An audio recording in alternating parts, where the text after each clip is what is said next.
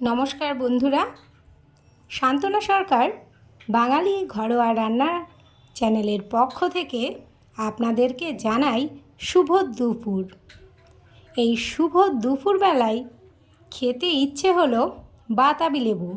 তো বাতাবি লেবু নর্মালি আমরা এমনিই খেয়ে থাকি, কিন্তু এইভাবে মাখিয়ে যদি খাওয়া যায় তাহলে টেস্টটা কিন্তু আরও দ্বিগুণ বেড়ে যায়।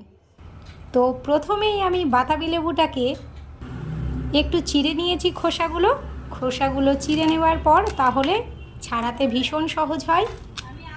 ছাড়ানো হয়ে গেলে আমি এইভাবে পিস পিস করে কেটে ভেতর থেকে বাতাবি লেবুর এই শাঁসগুলোকে বের করে নিয়েছি। এরপরে আমি দিয়ে দিয়েছি স্বাদ অনুযায়ী চিনি আর দিয়ে দিয়েছি স্বাদ অনুযায়ী লবণ। দুটোর মিশ্রণে একদম মাখিয়ে সুন্দরভাবে পরিবেশন। এই দুপুরবেলায় বাতাবি লেবু খেতে তোমরা কে কে পছন্দ করো অবশ্যই কিন্তু কমেন্টে জানাতে ভুলবে না, কেমন?